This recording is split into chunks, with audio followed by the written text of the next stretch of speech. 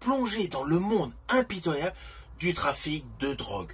Le film Mission Eagle, sorti en 2017, joue la carte de l'adrénaline pure. Naturellement, il faut que je vous en parle. Mais avant cela, n'oubliez pas, si vous n'êtes pas abonné, pensez à le faire, pensez à la petite cloche pour les notifs, mais surtout pensez à me mettre en commentaire tout simplement ce que vous pensez de ce film qui est actuellement disponible sur Prime Video. Let's go!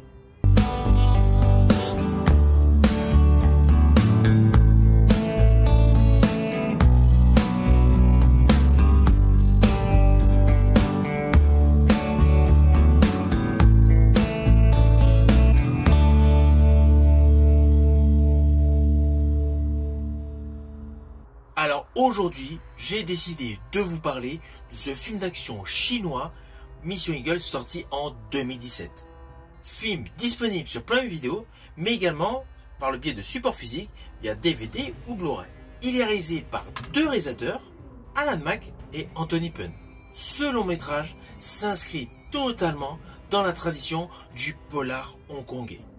Nerveux, efficace et divertissant.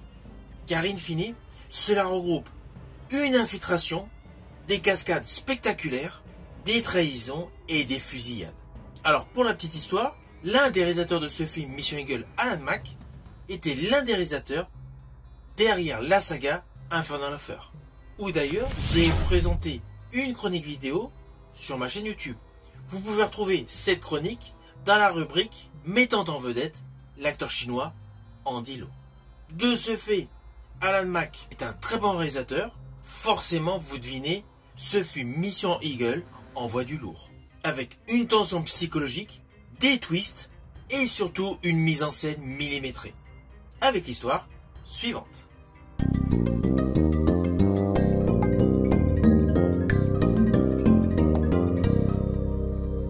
Infiltré dans le QG d'une dangereuse triade, un policier, à la suite d'une capture, se retrouve toxicomane.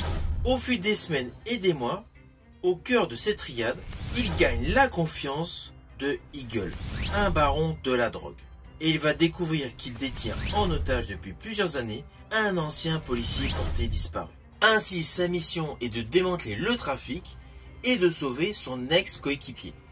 Alors, ne vous inquiétez pas, je n'irai pas plus loin sur les lignes scénaristiques. Le film dure pratiquement 120 minutes, autant vous dire qu'il y a pléthore d'arcs narratifs qui se détachent autour de cet axe central d'histoire. Et justement, ce film, étant totalement intense, va vous tenir en haleine du début jusqu'à la fin. Alors, pour la petite histoire, le principe du policier infiltré qui se retrouve toxicomane, on l'avait vu jadis par le biais de la prestation de Gene Hackman dans Frankenstein 2. Et là, dans ce film, c'est aussi bien joué. Alors, cela n'a aucun rapport sur la globalité de l'histoire, mais voilà, il y a ce petit parallèle du flic infiltré qui se retrouve toxicomane. Alors d'ailleurs, l'ouverture de ce film nous présente le policier devenu toxicomane. On retourne quelques pas en arrière pour revenir au temps présent où il débute sa mission. Alors voilà, ça c'est un petit bémol, car dans ce film, ce petit saut de puce qu'il y a au début assure un manque de visibilité. Comme il y a pléthore de personnages, à un moment précis, si vous décrochez, vous allez perdre la ligne scénaristique, c'est clair. Surtout qu'assez rapidement, on plonge dans un monde brutal, où drogue, manipulation, trahison et tension se côtoient constamment. Avec notamment plusieurs flashbacks, et des flashbacks étalés sur 10 ans, pour comprendre au mieux les fondements de certains personnages. Je pense précisément à une petite fille qu'on a vue 10 ans auparavant. Ainsi, ce film nous plonge directement dans une intensité incroyable. Il n'y a pas de blabla. Dès le début, le film nous plonge dans le bain. Le policier, véritable vedette de ce film, doit sans cesse jongler entre son rôle de policier et d'infiltré. Il doit naturellement mentir, trahir, pour gagner la confiance de criminels extrêmement violents. Et ce n'est pas facile, car naturellement, il se fait torturer. Et ça, selon moi, c'est le véritable atout de ce film, c'est l'ambiance réelle. Que ce soit du côté des méchants ou des gentils, tout le monde souffre. On est en immersion totale dans un monde brutal au cœur du Triangle d'Or. Oui, car certes c'est un film chinois, mais dans ce film on voyage. Et le grand méchant, le grand baron de la drogue, siège principalement au Triangle d'Or. À cela s'ajoute une mise en scène extrêmement percutante. Il y a certes des plans séquences de toute beauté, l'utilisation de drones et de la caméra au point. Les couleurs sont volontairement sales et saturées afin de vous permettre de ressentir la sueur, l'angoisse, la peur et la paranoïa. Avec des cadrages extrêmement précis et un très bon jeu de lumière. Là, la colorimétrie joue sur tous les tableaux. Ce film est certes un action movie, mais ce n'est pas uniquement du boom boom. Les fusillades, les courses-poursuites, tout est bien rythmé. Et naturellement parfaitement chorégraphié. Je pense d'ailleurs que la dernière demi-heure de ce film est totalement de folie. Il y a des enchaînements, que ce soit avec les courses-poursuites ou en combat. Au fil de la progression, on n'arrive absolument pas à déterminer à quel moment cela a été coupé. C'est extrêmement bien lissé.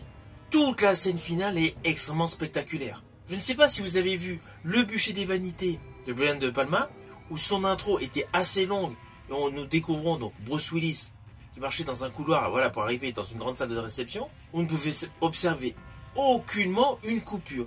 Et bien là, la dernière demi-heure, elle est virevoltante, elle est nerveuse, les enchaînements sont extrêmement intenses et on n'arrive pas du tout à l'œil humain à découvrir les points de coupure. C'est superment bien filmé.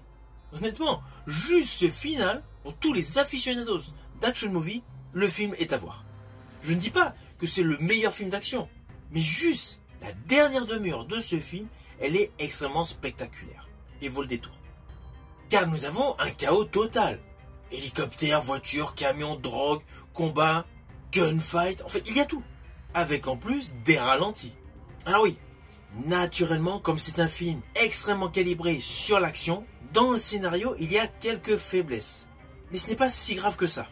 Comme il y a des flashbacks, des parallèles, voilà, etc., il y a certains arcs narratifs qui perdent de la consistance. Ou du coup, on oublie des détails des origin story des différents protagonistes. Voilà, c'est la petite faiblesse de ce scénario. L'axe central, la colonne vertébrale de ce film est facile à suivre, mais il y a des détails qui peuvent paraître confus. Surtout que le look de plusieurs personnages change radicalement par rapport à leur passé et à leur devenir. Ils ont des physiques différents. Pourquoi? Tout simplement parce qu'ils ont subi des atrocités. Je pense principalement à un des personnages qui a eu le visage brûlé. Donc voilà, pour retrouver son origin story par rapport au flashback, voilà. Si vous n'êtes pas concentré dans le film, cela peut vous rendre l'ensemble confus. Néanmoins, le film traite des thématiques extrêmement fortes et survoltées. En premier, la perte d'identité face à l'infiltration. En second, naturellement, comme dans tous les films où il y a un policier qui s'infiltre, la frontière entre le bien et le mal. Et en troisième, la loyauté, la manipulation et la corruption. Il y a réellement une dualité avec ces trois thèmes. Alors naturellement, le personnage du policier Lin Kuei est extrêmement convaincant. Que ce soit pour les scènes de dialogue ou pour les scènes de cascade. Même lorsqu'il se retrouve en dessous d'un véhicule. Il est interprété par l'acteur Wang Jian et livre une performance extrêmement intense. On croit véritablement à sa peur, à sa fatigue, à ses doutes, à ses étonnements.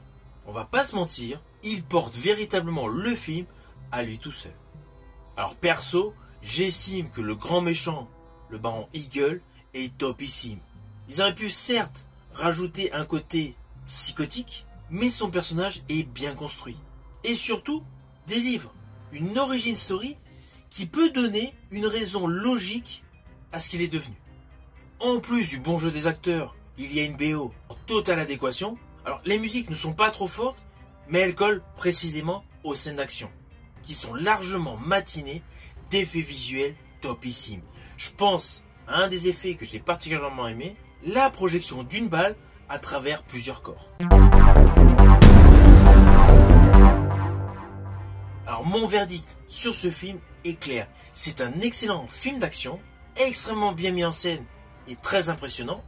C'est un bon thriller d'infiltration qui plaira à tous les aficionados de ce style de film. Et surtout, c'est un divertissement extrêmement bien calibré. Je n'irai pas dire que c'est un chef-d'œuvre, mais c'est un film incontournable pour tous les amateurs du genre. Ce film est donc actuellement disponible sur Prime Video et par le biais de support physique via DVD ou Blu-ray. Si vous avez vu ce film, n'hésitez surtout pas à me mettre en commentaire ce que vous en avez pensé. Je vous dis à bientôt pour une prochaine vidéo.